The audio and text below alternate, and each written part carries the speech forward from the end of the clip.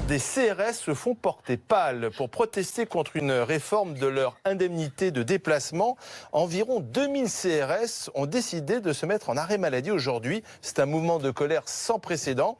Les syndicats seront d'ailleurs reçus tôt demain matin par le ministre de l'Intérieur. Alors pourquoi cette grogne qui semble profonde?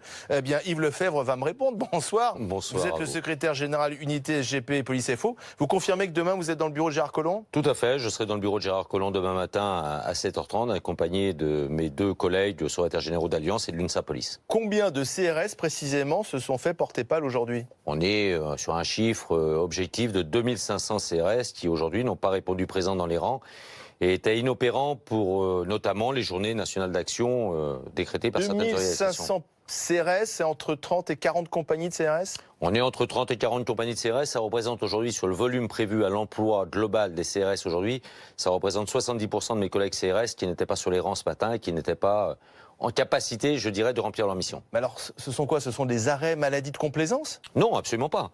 Absolument pas. Vous savez, quand le 21 juillet dernier, les services du ministère de l'Intérieur, après nous en avoir avisé 2 jours avant, nous met sur la table un dossier particulièrement mal ficelé de la CSG-RDS, l'assujettissement aux taxes, aux charges sociales pour l'IJAT des CRS, c'était déjà à l'époque une provocation. Pourquoi? Parce que ce dossier avait été pour le moins enterré sous le temps de Manuel Valls et de Bernard Cazeneuve. Depuis lors, on n'a eu de cesse que de dire attention, il va y avoir souci. Attention les délais, quand on sait qu'un CRS aujourd'hui est payé tous les 10 jours, légitimement durant son déplacement. Alors on va y revenir sur cet avantage fiscal lié à votre indemnité de déplacement, mais simplement quand même, est-ce que vous ne craignez pas les sanctions?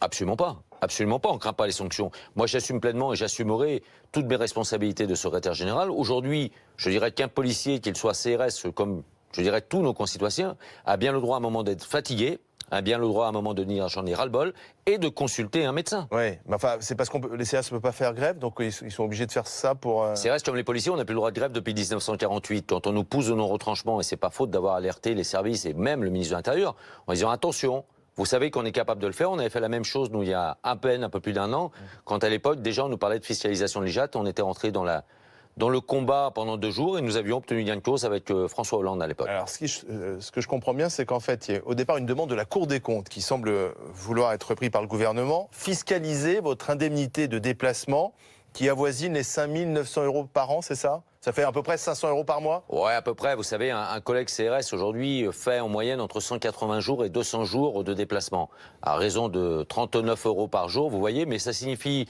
que si un CRS gagne un peu plus sur l'IJAT, ça signifie qu'il est encore moins chez lui et avec des vacations parfois qui dépassent l'entendement, à savoir 15 à 16 heures. Si cette prime, cette indemnité est fiscalisée, c'est un manque à gagner de combien? Ah, c'est pas, dans un premier temps, entendons-nous bien, pour l'instant, pour 2018, 100 ans, je dirais, la poudre et le vent de la colère, il est prévu une compensation pour 2018. Mais le problème se pose réellement, c'est qu'à partir de 2019, nul n'est capable aujourd'hui dans les couloirs de Beauvau de nous dire, eh bien, on rééquilibrera pour qu'effectivement l'IJAT, qui est symboliquement pour le moment à 39 €, IJAT pour laquelle nous avons obtenu sa revalorisation il y a de ça moins de 2 ans, que l'IJAT ne descendra pas en dessous de ce seuil. On ne peut pas, nous, accepter. Aujourd'hui, il y a trop de flou dans ce dossier. Et je me répète, le dossier a été mal préparé, mal présenté, mal amené et certainement pas négocié avec les 3 organisations syndicales représentatives. Ce que je comprends bien, c'est que vous ne voulez pas perdre de pouvoir d'achat. Bien évidemment. Donc si on fiscalise d'un côté, il faut qu'on puisse vous redonner de l'autre. Bien évidemment. Et aujourd'hui, tout simplement, si on peut à un moment donné, peut-être, admettre que cette application de la CSG et de la RDS, elle concerne le ministre de l'Intérieur, elle ne doit pas concerner les agents. Donc à ce moment-là, je dirais un versement direct du ministère de l'Intérieur vers Bercy, sans que mes collègues ne soient impactés. Mais pour l'instant, face, je dirais, au mépris affiché, je pense que Gérard Collomb n'a pas appréhendé ce qu'était le syndicalisme policier et encore moins, je dirais, l'adhérence des policiers aujourd'hui à leurs organisations syndicales. Aujourd'hui, c'est quand même 80% de policiers qui sont syndiqués, alors quand on sait que dans le privé, c'est à peine 7%. Aujourd'hui, il fallait nous entendre bien avant, il fallait nous associer à la concertation. Aujourd'hui, moi, demain matin, j'irai chez Gérard Collomb avec un seul mot d'ordre. On retire le dossier CSG-RDS. Et si demain, Gérard Collomb ne va pas dans votre sens, qu'est-ce qui se passe ensuite? On appellera à nouveau à la solidarité, à l'action de nos collègues. La maladie va se prolonger? Bien, n'entendons pas, entendons bien. On va dire, on va pas parler de grève, on va dire le mouvement de colère, de ras-le-bol de mes collègues qui ne supportent plus. Il prendra toujours cette forme des arrêts maladie? Il peut prendre cette forme, il peut prendre d'autres formes, et vous savez, pas uniquement, d'ailleurs, chez les compagnies républicaines de sécurité, il y a d'autres dossiers aussi à la sécurité publique, où on est en train de réfléchir sérieusement à des modes d'action qui n'ont peut-être jamais été menés, mais parce qu'à un moment donné, il faut nous écouter. Le policier n'est pas un fonctionnaire lambda, et qui plus est, un CRS n'est pas un policier lambda. Merci Yves Lefebvre d'être venu vous expliquer ce soir dans BFM Story les